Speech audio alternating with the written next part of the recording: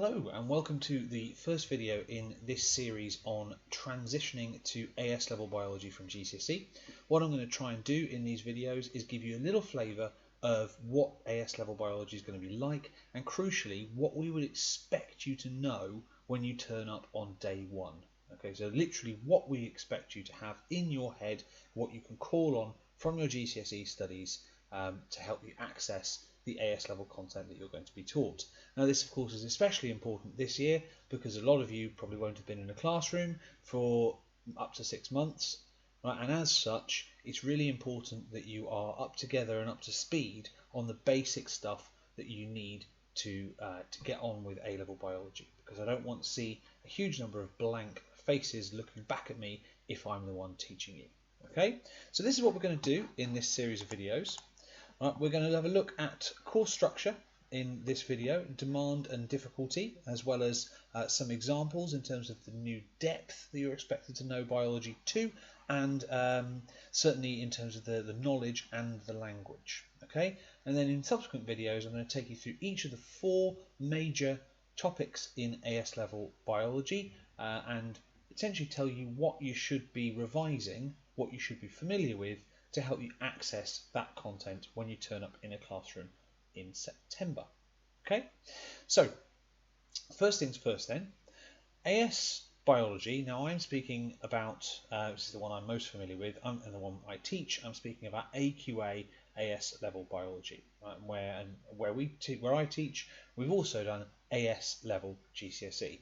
If you are not doing those specs and you happen to be watching this from another school or college, then it doesn't matter. The points I'm going to make are about the same.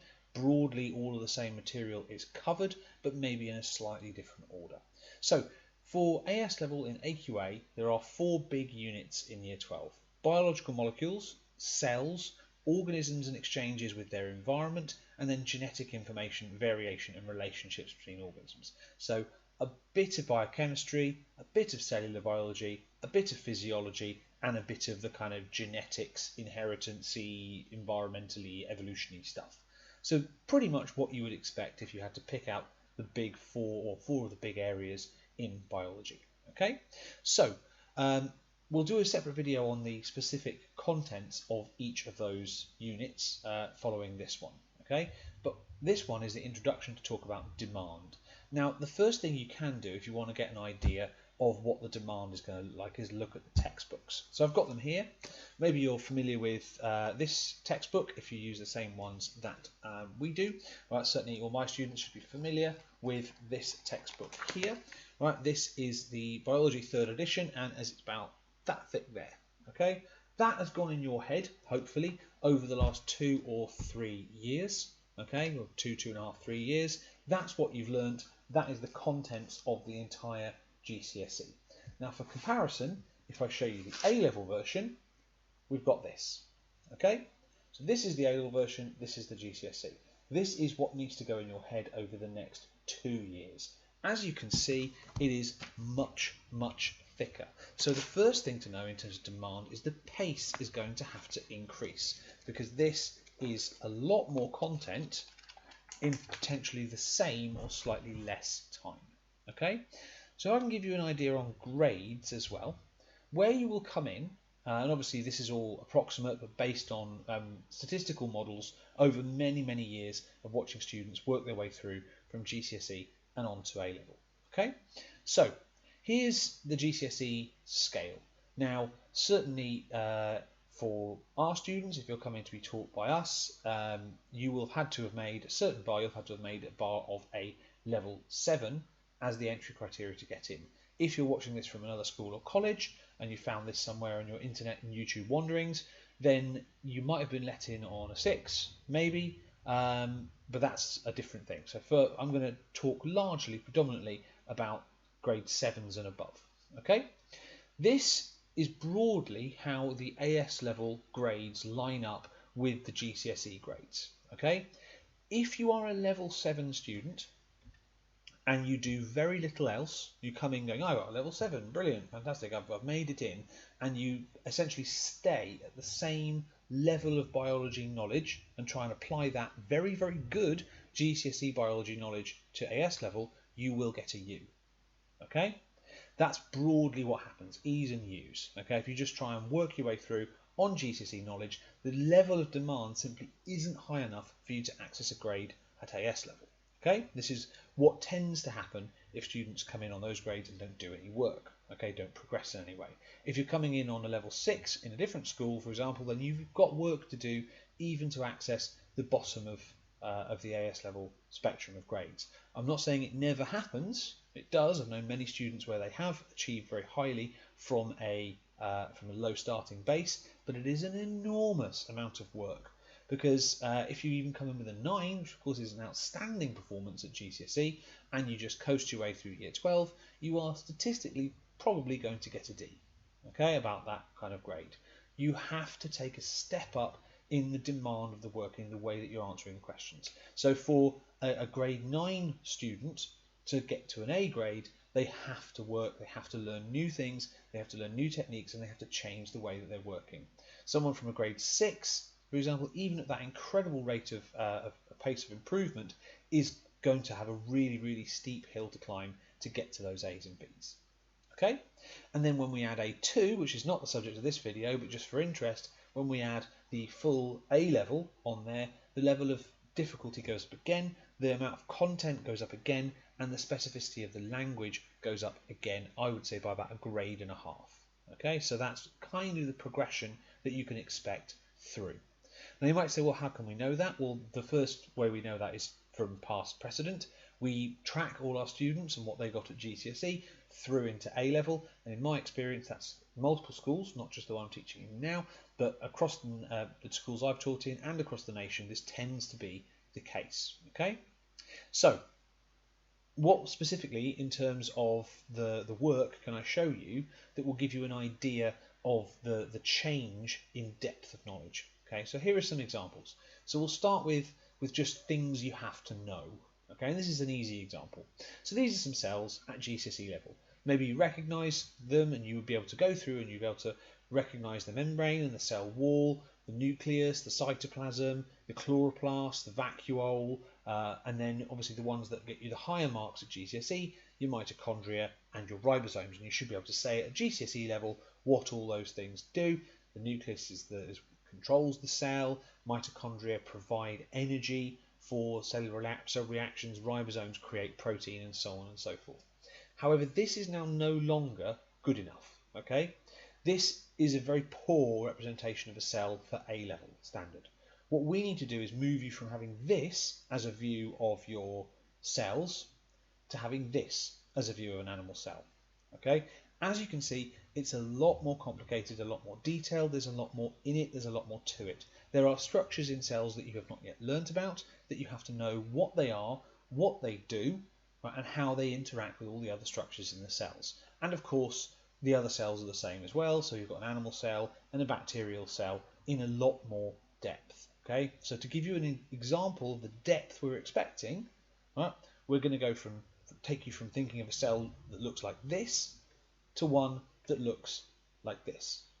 Okay, so that's an example of the depth of knowledge. The other thing that has to step up for you is your language. Okay, there's a much higher language demand. Okay, so if you've got a GCSE standard question that said something like this, describe how the structure of the small intestine makes absorption efficient. Now, I'm not saying that that's how a GCSE question will be worded, but that area of the syllabus is covered at both GCSE and A level, which is why I'm picking it as an example. This GCSE answer here would be a really good answer. I'd be very, very pleased with this answer. The small intestine has a large surface area due to the villi and the microvilli, a short diffusion distance between the food and the blood, as the wall is very thin, and a large concentration gradient due to the bloodstream removing absorbed materials to other parts of the body. That's a fantastic GCSE level answer. I'd be very pleased with that out of any of my students if they were answering a question like that. That same question asked at AS level, I would expect a lot more depth. Okay, now obviously it depends on how the questions are asked and what the framework of the question is and what the marks are, but some level of depth I would expect might be something like this. Small intestine has a large surface area due to the villi and microvilli, so it starts very similar. Cell membranes of which contain a variety of intrinsic protein channels allowing the passage of various macromolecules through the epithelial cells and into a capillary. These membranes also contain a range of membrane-bound extrinsic enzymes such as dipeptidases and maltase. Co-transporters such as the sodium glucose symporter are also present. A short diffusion distance is maintained between the food and the circulatory and lymphatic systems as the epithelium is very thin. A large concentration gradient is also maintained due to the bloodstream removing absorbed materials. In the case of glucose and sodium, this is achieved by an active sodium-potassium antiporter lowering the epithelial sodium levels to allow co-transport to occur.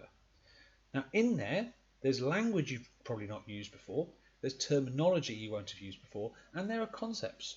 In fact, there may be whole body systems in there. You may never have come across the lymphatic system before at all in your schooling up until this point. If you don't know those words, don't worry, that's what we're going to teach you. I'm just illustrating the difference between GCSE and A-level. Okay, so that's the depth of knowledge and the depth of language. And then if you want to get an A grade, you're going to have to show some what we call higher order thinking. I'm going to show you this graph. This is a classic AS level graph that the Year 12s hate to get questions about. Okay, this is a graph that shows you how oxygen binds to hemoglobin in your blood at different quantities of oxygen. So on the x-axis you've got the quantity of oxygen in an area, the PO2 in kilopascals, which you should know is a measure of pressure, and then the fraction of the hemoglobin that is saturated.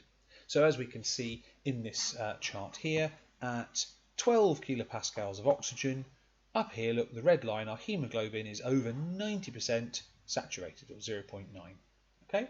Now the questions on this might focus on things like, well, what's the difference between hemoglobin and this myoglobin stuff? Okay, what does that graph tell you about the way that this protein myoglobin works? Does it have a higher affinity for oxygen? Does it have a lower affinity for oxygen? What might it be used for? Okay, that kind of question that requires you to not only know how this graph works, but then add something of your own on top from data presented is our higher order thinking. And that's how you access the A grades at AS and A level. Okay. Now obviously you'll come back to that in plenty more detail, so feel free to go away and look up this in advance. You will learn this on the AS level. But that's just an example of the kind of question that you might get. Okay. Now, I don't mean for any of this to sound incredibly intimidating, and I encourage you all to start your studies in AS biology with incredible enthusiasm and excitement, because it's a great course, but it will be tricky, it will be difficult, you will have to progress as you have done before, and that is perfectly normal. And to give you an example of this, since Year 7 in secondary school, you've worked your way through, and the size of my little gingerbread man thing here, it represents the amount of biology you know. You went through Key Stage 3, right? You went from Year 7 to Year 9, and you knew more stuff. If in Year 9 you look back at Year 7, they would sound like they know very little biology compared to you. The same would be true of you at GCSE. If you at GCSE, you now listen to the biology knowledge of a Year 9 or a Year 7 student, you would think that what they know is very, very simplistic. Okay, and that's true because you have progressed a great deal since Year 7. Okay, you have made a lot of progress. The same is going to be true of a Year 13 looking at you now. Okay, they have also made progress. Okay, so here's our AS level student and here's our A level student, and there's progress between the two. Now the only difference is that, as you can see here, the progress in between GCSE and AS level is a little bit steeper than the progress from each year in lower school, and it's steeper than the difference between AS and A level. It is a big jump, and I'm not going to lie to you, this is one of the hard bits. But you're not the first people to go through it, and you won't be the last. Okay, you will manage to do this if you listen to your teachers, do as they suggest, and learn all your material. The pace will accelerate, it will be stressful, but you will notice that your biology knowledge increasing incredibly quickly. Okay, and you will become better biologists as a result of it. And if you don't believe me, talk to a Year 7. Okay, talk to a Year 7, and probably you'll hear the same thing that I hear. What they think is the most important thing to tell you in the world will probably sound something like this. Sir, did you know the best dinosaur is the Stegosaurus? Because I've seen it in the book and it's the best one, and. Obviously, your biology knowledge is a lot more sophisticated than that. And by the time you're in Year 13, hopefully the enthusiasm will be the same, but you'll be saying things like this to me instead. Hey sir, have you seen that awesome article about synthetic biology being used by NASA astronauts to combat radiation sickness, or something similar? Okay, you will get there. It will be tricky, but hopefully that gives you a little bit of an idea of the depth and difficulty of AS level biology. We're going to go specifically into what you need to know before you turn up, right, in the next videos. In the next one, we're going to start with Unit 1, Biological Molecules.